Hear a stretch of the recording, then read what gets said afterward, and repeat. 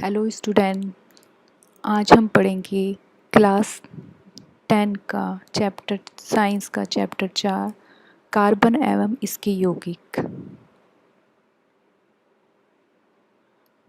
पिछले अध्याय में हमने अनेक ऐसे यौगिकों का अध्ययन किया है जो हमारे लिए महत्वपूर्ण है। इस अध्याय में हम कुछ अन्य रोचक यौगिकों एवं उनके गुणधर्मों के बारे में पढ़ाएंगे। यहाँ हम एक तत्व के रूप में कार्बन का ही अध्ययन करेंगे, जिसका हमारे लिए तात्विक एवं संयुक्त दोनों रूप से अत्यधिक महत्व होता है। तो पिछले अध्याय में तो आपने कई ऐसे यौगिकों को अध्ययन किया था कि जिसमें हमारे लिए बहुत ही महत्वपूर्ण है, लेकिन इसमें क्या करेंगे, सिर्फ हम कार्बन ही लेंगे, कार्बन के महत्व के बारे में पढ़ेंगे। अब इसमें जैसे कि अगर आप देखते हैं कि हम अपने चारों तरफ चीज़ें देखते हैं, कुछ भी आप चीज़ उठाकर देख लीजिए, किस टाइम आपके हाथ में अगर कुछ भी चीज़ है, पेपर है, माउस है, या आप खुद ही हैं, या कोई भी अपने चारों तरफ चीज़ देखेंगे तो सब में किसी ना किसी रूप में आपको कार्बन मिलेगा ही। तो आप देखेंगे कि अधिकतर हमारे चारों तरफ जितनी भी चीज़ें बनी हुई हैं सब में कांच होता है। तो उसके लिए हम एक एक्टिविटी भी करके देखते हैं कि आप अपना एक चार्ट बनाइए और उसमें क्या करें कि जैसे धातु से बनी हुई वस्तु है वो उनको अलग रख दीजिए, कांच और मिट्टी से बनी हुई वस्तु है उनको अलग रख दीजिए, और अन्य जो चीज़ें हैं उनको अलग रख दीजिए। तो देखेंगे आप सब में ही क्या है, अधिकतर सब चीज़ों में कार्बन बना हुआ है। तो क्या जितना भी हमारे पास चीज़ें हैं, आसपास में जितनी भी चीज़ें हैं हमारे चारों तरफ, तो वो किस चीज़ से बनी हुई है, कार्बन से बनी हुई हैं। अब जब आपको हमने सूची बनाई आपने, तो उसमें भी क्या गया है, भोजन भी आया, आपके कपड़े भी आए, दवाएं भी आई, वस्तु भी आई, आदि अनेक वस्तुएं इस सर्वतोमुखी तत्व कार्बन पर आधारित होती हैं।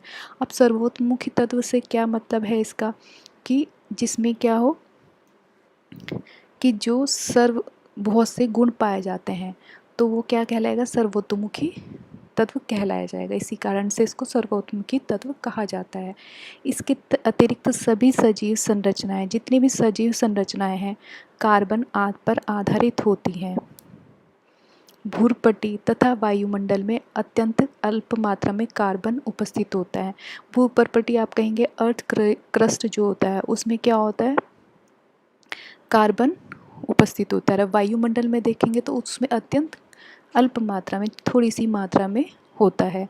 भूपर्पटी में खनिज जैसे कि कार्बोनेट हो गए, आपके हाइड्रोजन कार्बोनेट हो गए, कोयला, पेट्रोलियम, ये सारे क्या हैं, खनिज हैं। तो इनके रूप में केवल 0.02% कार्बन उपस्थित होता है। अगर हम इन सारी चीज़ों को देख लें तो सिर्फ पूरी भूपर्पटी पर 0.02% कार्बन होगा, तथा वायुमंडल में 0.03% कार्बन डाइऑक्साइड उपस्थित है। तो कार्बन डाइऑक्साइड में भी क्या है, कार्बन है। कार्बन डाइऑक्साइड का फॉर्मूला क्या होता है, CO2। तो CO2 में क्या है, कार्बन। तो कार्बन में क्या है, तो इसमें वायुमंडल में कितना हो गया, 0.03% कार्बन उपस्थित होता है। प्रकृति में इतनी अल्प मात्रा में कार्बन उपस्थित होने के बावजूद कार्बन का अत्यधिक महत्व है। सिर्फ इतना कम 0.02%, 0.03% है हमारे पास, फिर भी इनका बहुत महत्व है। इस अध्ययन में हम कार्बन के इन गुणों का अध्ययन करेंगे जिनके कारण कार्बन इतना महत्वपूर्ण है। अब है कार्बन में आबंध सहसंयोजी आबंध। तो कार्बन जो आपस में जुड़ा होता है, एक आबंध के द्वारा जुड़ा होता है, एक बंधन के द्वारा जुड़ा रहता है, जिसको हम सहसंयोजी आबंध कहते हैं। पिछले अध्याय में हमने अनेक यौगिकों के गुणधर्मों का अध्ययन किया। हमने देखा कि आयनिक यौगिकों के गलनांक एवं कथनांक ऊंचे होते हैं। अब यहाँ पर ये गलनांक और कथनांक से मतलब है कि अगर आपको याद हो पिछले चैप्टर में जब आपने पढ़ा था, गलनांक जैसे कोई सॉलिड चीज़ होती है, उसको मेल्ट करने के लिए, उसको गलाने के लिए जो तापमान यूज़ होता है, कि जिस तापमान पर कोई ठोस वस्तु गलना स्टार्ट करती है तो वो उस वस्तु का क्या होगा, गलनांक होगा। अब क्वथनांक जो है वो लिक्विड के लिए यूज़ किया जाता है, कि कोई लिक्विड जिस टेम्परेचर पर बॉयल करना उबलना स्टार्ट कर दे तो उस टेम्परेचर को उस वस्तु का उस लिक्विड का क्वथनांक कहते हैं तथा ये विलयन में अथवा गलित अवस्था में विद्युत चालन करते हैं। हमने देखा कि आयनिक यौगिकों में आबंध की प्रकृति इन गुणधर्मों की व्याख्या करती है। जैसा कि हमने अध्याय 2 में देखा, अधिकांश कार्बन यौगिक अच्छे विद्युत के चालक नहीं होते हैं। आपको हमने पिछले चैप्टर में पढ़ाया था कि विद्युत के चालक कौन से होते हैं और विद्युत के कुचालक कौन से होते हैं। तो कार्बन के जो यौगिक थे वो विद्युत के कुचालक नहीं होते हैं। उपरोक्त यौगिकों के क्वथनांक एवं गलनांक जो कि आयनिक यौगिकों के क्वथनांक तथा गलनांक की तुलना में काफ़ी कम है के आंकड़ों के आधार पर हम इस निष्कर्ष पर पहुंच सकते हैं। अब ये वाली आप टेबल देखेंगे, ठीक है, ये तो इसमें क्या है, एसिटिक एसिड है, इसका गलनांक क्या है 290 है और क्वथनांक क्या है 391 है। क्लोरोफिल है 209 और क्वथनांक 334 है। तो इसमें हम क्या देखते हैं कि इन परमाणुओं के बीच प्रबल आकर्षण बल नहीं है, चूँकि अधिकांशतः ये यौगिक हैं सारे विद्युत के कुचालक होते हैं। अतः हम इस निष्कर्ष पर पहुंच सकते हैं कि इन यौगिकों के आबंध में किसी आयन की उत्पत्ति नहीं होती है। कक्षा 9 में हमने विभिन्न तत्वों की संयोजकता, अक्षमता तथा संयोजकता इलेक्ट्रॉन की संख्या पर इनकी निर्भरता के बारे में अध्ययन किया था। पिछले चैप्टर 9th क्लास में आपको याद हो तो हमने पढ़ा था संयोजकता के बारे में पढ़ा था और तथा संयोजकता इलेक्ट्रॉन की संख्या पर देखा था कि इनकी जो संयोजन क्षमता है वो इनके संयोजकता की संख्या पर निर्भर करती है। हम कार्बन के इलेक्ट्रॉनिक विन्यास के बारे में अध्ययन करेंगे। तो अब हम कार्बन का परमाणु संख्या कितनी होती है 6। तो कार्बन के विभिन्न कक्षों में इलेक्ट्रॉन का वितरण कैसे होगा, तो जब हम वितरण करेंगे तो क्या होगा, कार्बन के कितने संयोजकता इलेक्ट्रॉन होंगे। हम जानते हैं कि भारी कोश में पूरी तरह से भर देने पर उत्कृष्ट गैस विन्यास को प्राप्त करने की प्रवृत्ति के आधार पर तत्वों की अभिक्रियाशीलता समझाई जाती है। अभी हमने पढ़ा भी था कि जो संयोजकता किस पर डिपेंड करती है, उसकी संयोजकता के ऊपर डिपेंड करती है। अब कार्बन क्या है, कार्बन के पहले में कितना था, पहले आवर्त में उसकी संख्या कितनी थी 2 और दूसरे आवर्त में कितनी हो गई संख्या उसकी 4, ठीक है। तो इसकी संयोजकता कितनी हो गई कार्बन की 4। तो उसके आधार पर ही हम करेंगे। अब आयनिक यौगिक बनाने वाले तब सबसे भारी कोश से इलेक्ट्रॉन प्राप्त करके या उनका ह्रास करके इसे प्राप्त करते हैं।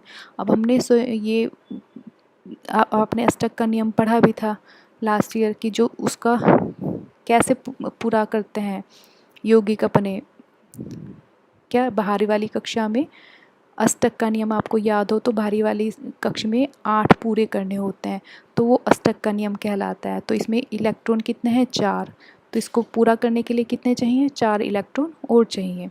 कार्बन के सबसे भारी कोश में 4 इलेक्ट्रॉन होते हैं तथा उत्कृष्ट गैस विन्यास को प्राप्त करने के लिए इसको 4 इलेक्ट्रॉन प्राप्त करने होंगे या खोने होंगे, या तो ये 4 देगा या 4 लेगा।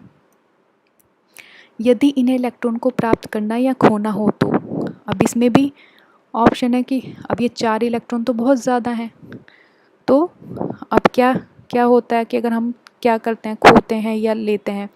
यदि ये 4 इलेक्ट्रॉन प्राप्त कर C4 यानी कि 4 इलेक्ट्रॉन लेकर ऋण आयन बना लेता है, 4 इलेक्ट्रॉन ले लेता है और ऋण आयन बना लेता है, तो इससे क्या होगा, जो प्रोटॉन है, नाभिक में प्रोटॉन होता है ना, उसमें 6 प्रोटॉन होते हैं।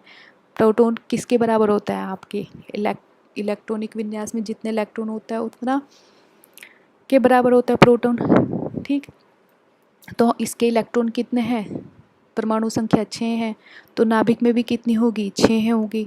अब क्या है, अगर मान लो 4 इसने ले लिए तो इसमें टोटल कितने हो जाएंगे 10 हो जाएंगे, 6 तो हैं, 4 इसने और ले लिए तो अब कितने हो जाएंगे 10 हो जाएंगे।